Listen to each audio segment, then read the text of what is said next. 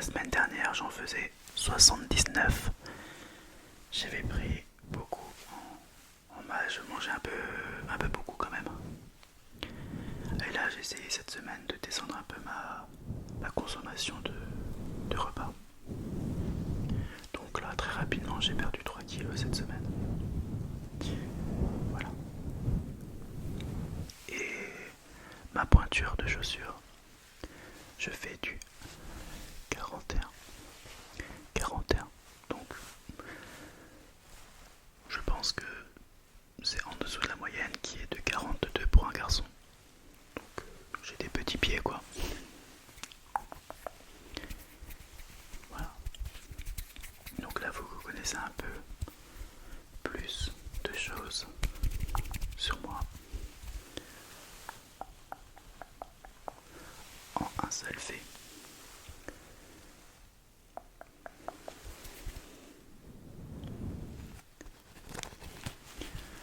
Fait numéro 2. Il y a encore quelques années, j'avais une myopie de -6. Donc je ne voyais absolument rien des deux yeux. Et depuis mai 2018, j'ai subi une chirurgie réfractive. Chirurgie réfractive. C'est-à-dire que je me suis fait opérer des yeux de la myopie. Alors, est-ce que ça fait mal? Non, c'est très rapide. Vous êtes dans une petite salle, il vous met des gouttes pour anesthésier vos yeux. Et à ce moment-là, c'est quoi? C'est, on va dire, 1 minute par œil. Donc là, l'opération en 10 minutes, c'est fait. Mais bon, il y a un petit moment de pause aussi. J'ai pas envie de vous dégoûter sur la description. Hein. Vous avez juste à taper chirurgie réfractive. Mais en tout cas, si vous avez déjà fait cette opération, dites-le moi dans les commentaires. Ou si ça vous intéresse.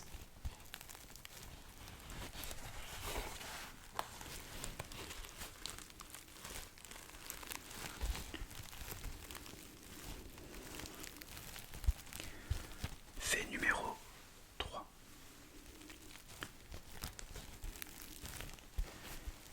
J'ai 2 grands frères. Un grand frère qui s'appelle Mickaël, qui a 35 ans. Et un deuxième frère, Maxime, qui a 29 ans.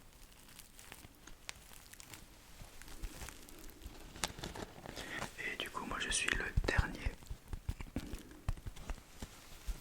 Le tout petit dernier.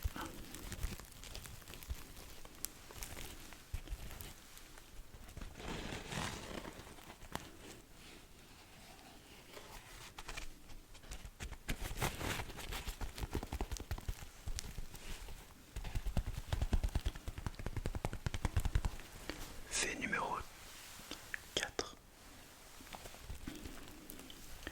Chaque année, je pars en vacances 2 fois avec un groupe d'amis différents.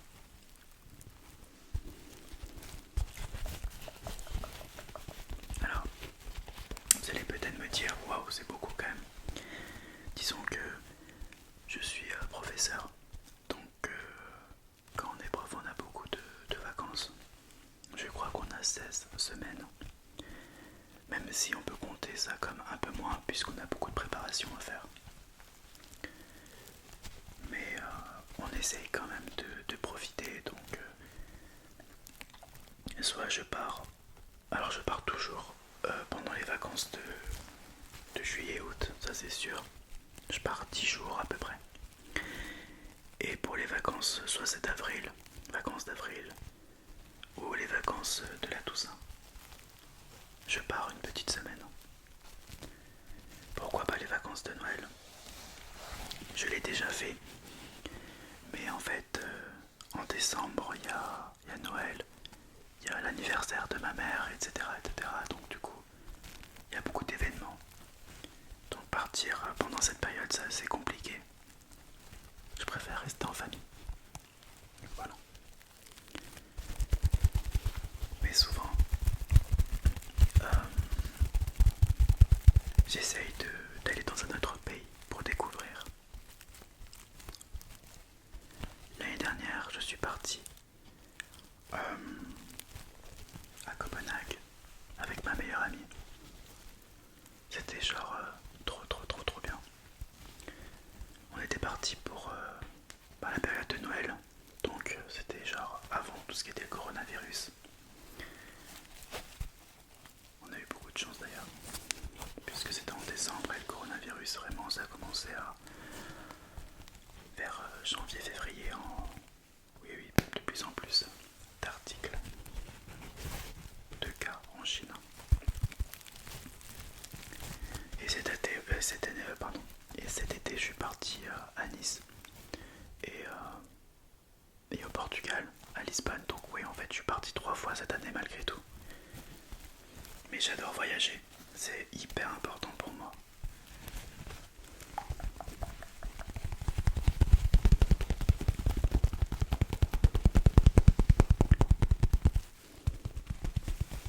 Fait numéro 5. Tous les soirs, quand je me mets au lit, j'allume YouTube et j'écoute de la l'ASMR. Tous les soirs, j'écoute de la l'ASMR. C'est-à-dire que je n'arrive plus à dormir sans de la l'ASMR. Même si je suis très fatigué, je peux dormir sans. Mais je suis assez accro, c'est-à-dire que c'est devenu une habitude. Même si je ne ressens plus vraiment les frissons comme avant. Mais il y a beaucoup de sensations d'apaisement, de détente, de relaxation. Détente, relaxation, détente. Donc voilà. Et c'est vrai que vous pouvez peut-être souvent voir des commentaires sous les vidéos d'autres artistes ASMR. Et je peux vous vraiment me le dire que j'écoute vraiment les vidéos. Parce qu'il y a d'autres personnes qui commentent uniquement les vidéos pour faire un tout petit peu de pub. Vous voyez ce que je veux dire? Ils commentent juste pour dire tiens, je suis là. Et non, moi en tout cas, j'écoute vraiment les vidéos. Je suis beaucoup plus sensible aux voix féminines. Et les voix masculines, il y en a très peu. Je crois qu'il y a à peu près 5 ou 6 ASMR artistes hommes qui me font plutôt une sensation de détente, de relaxation. Mais sinon c'est beaucoup plus les filles. Après je pense que vous savez déjà qui j'adore. J'en parle très souvent dans mes vidéos.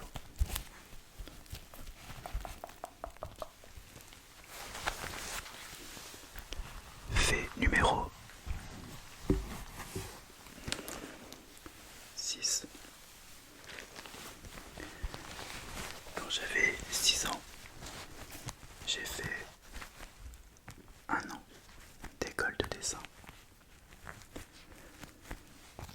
Je crois que c'était l'école Godino à Metz. Et au bout d'un an, il y avait des résultats puisque ma marraine, elle accrochait toutes mes œuvres chez elle. Donc je faisais beaucoup de peinture.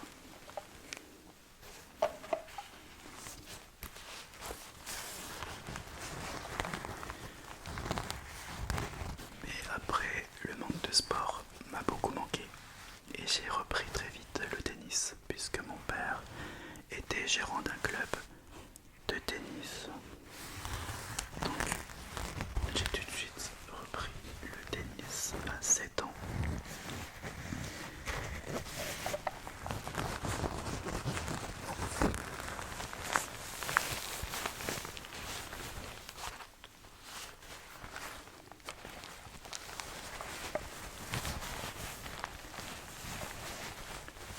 Fait numéro 7.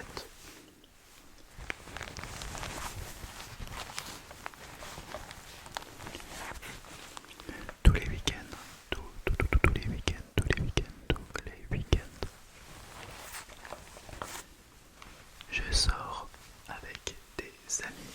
Je sors avec des amis.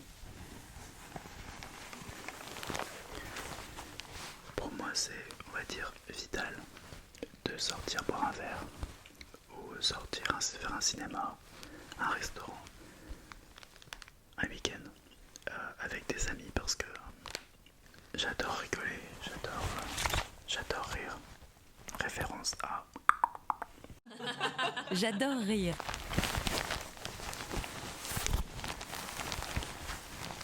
Donc là actuellement je suis à Chambéry, donc du coup j'ai pas d'amis ici. J'ai des collègues évidemment avec qui je m'entends super bien. Mais mes amis sont tous à Metz et aussi à Lyon.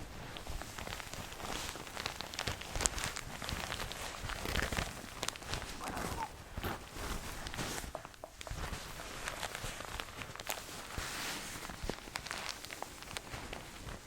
Fait numéro 8.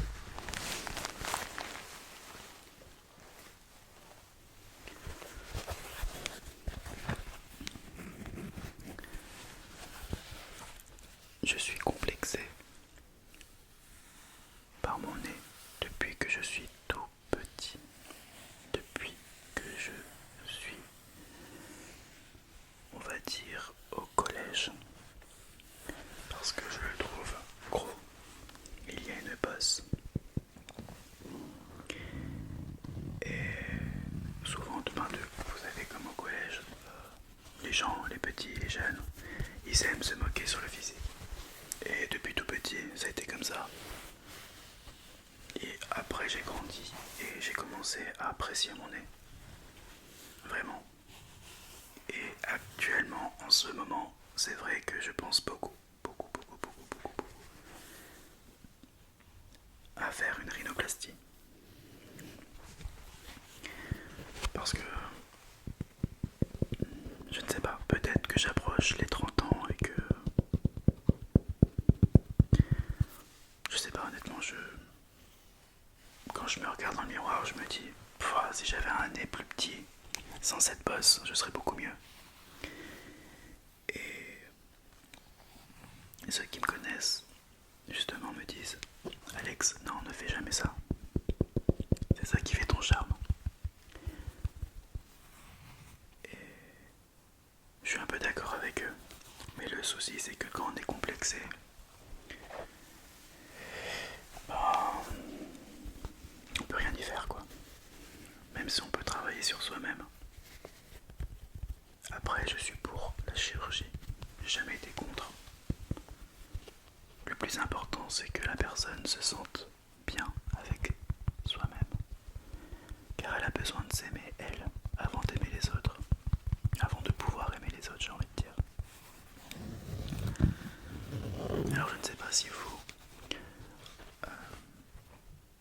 êtes pour ou contre la chirurgie. Mais n'hésitez pas à donner votre avis dans les commentaires. Mais en tout cas, pour moi, c'est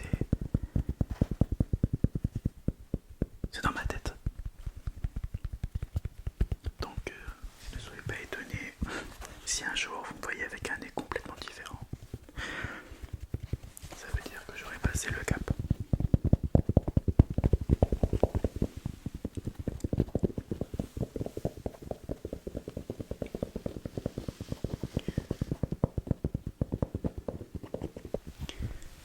Les deux derniers faits que je vais vous raconter pour terminer cette vidéo, donc le fait numéro 9 et le fait numéro 10, sont des choses qui peuvent arriver. Alors, le fait numéro 9, c'est que je fais des crises d'angoisse. Depuis que je suis... je crois que depuis que je suis au CE2 ou CM1, je fais des crises d'angoisse. De très grosses crises d'angoisse quand j'étais petit. Et au fur et à mesure, j'ai commencé à en faire de moins en moins quand j'étais au lycée. Et actuellement, je dois en faire à peu près une fois par an. Une fois par mois, pardon. Ça peut arriver où j'en fais une fois par semaine, des fois un peu plus, des fois un peu moins. Je pense qu'on est assez nombreux à être victimes, entre guillemets, de crises d'angoisse. C'est-à-dire qu'on ne sait pas ça se déclenche. D'accord, il y a la fatigue, il y a le stress qui peut être un facteur du déclenchement de cette crise d'angoisse. Mais en tout cas, moi, ça vient comme ça, bam. Je suis là. Je peux être par exemple chez le barbier, je suis allongé et puis d'un coup j'ai une crise d'angoisse qui arrive. Genre elle est tellement forte que j'arrive, je n'entends plus rien. Je n'entends plus rien. Je ne pense à rien qu'à moi-même. C'est-à-dire que je pense à ce que la crise parte. Maintenant voilà, j'ai 27 ans, je sais comment la gérer. Mais c'est assez difficile. En classe, ça m'est peut-être arrivé ou deux, trois fois. À ce moment-là, quand c'est comme ça, je sors de classe et je me mouille le visage. Et après, je reviens et je respire et c'est bon. Mais en tout cas, ça vient comme ça. Donc je sais pas si vous en faites aussi des crises d'angoisse. En tout cas, des fois c'est difficile à gérer parce que les autres ne comprennent pas trop ce que c'est. Cette sensation. Alors pour ma part, la sensation que je ressens quand j'en fais une, c'est que j'ai l'impression que je vais vomir dans la seconde. Je ne vomis pas, mais c'est la sensation là, c'est une nausée très très très très très très très forte qui arrive. Et le cœur qui bat très vite. Et une sensation de chaleur, c'est-à-dire que il fait d'un coup très très très très très chaud. Et t'as les mains qui sont toutes moites. Ensuite, tu entends une sorte de bourdonnement. Et tu n'arrives plus à te concentrer sur ce que disent les autres. Ça veut dire que tu rentres dans une bulle. Et là, tu ne comprends plus rien. Tu peux être en scène arrivée dans un bar par exemple, t'en fais une, et bah t'entends plus rien. Je sais pas comment expliquer en fait. Donc ouais, c'est grave relou.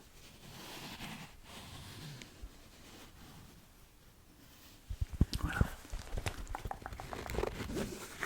Et le tout dernier fait, le 10e, pour célébrer ses 20 000 abonnés.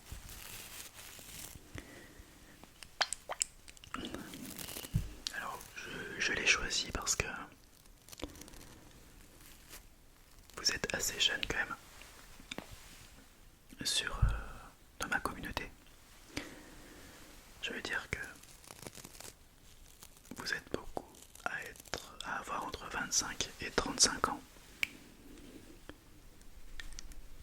Et il y en a de plus en plus maintenant qui commencent à me suivre et qui ont moins de 20 ans.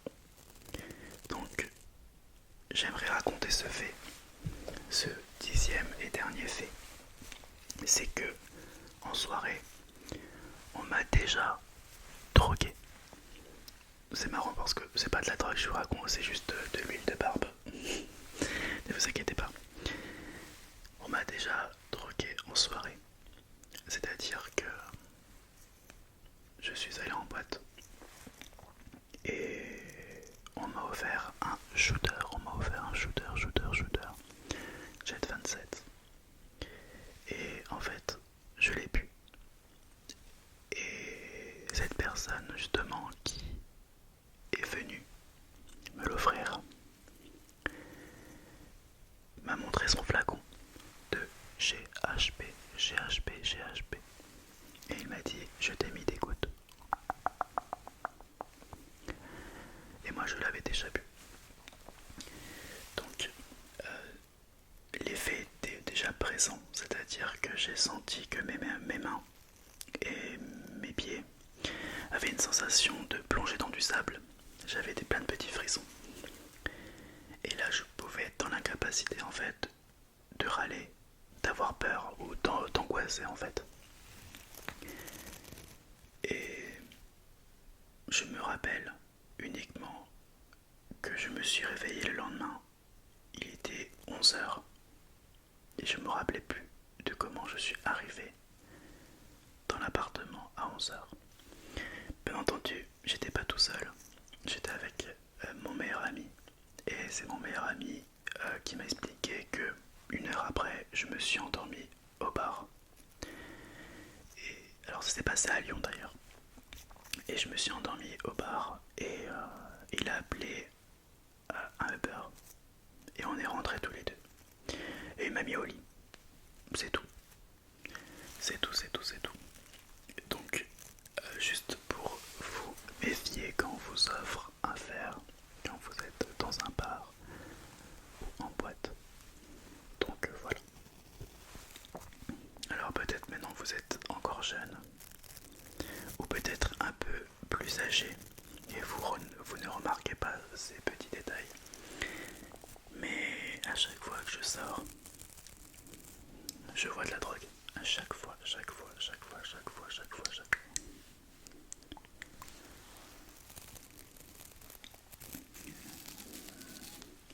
Vous allez me dire quoi comme drogue? De la cocaïne. De la cocaïne. De la MD, c'est-à-dire de l'exta. C'est vraiment les deux que je vois le plus souvent en soirée. Et je n'ai jamais pris de drogue. Je n'ai jamais pris de drogue dans ma vie.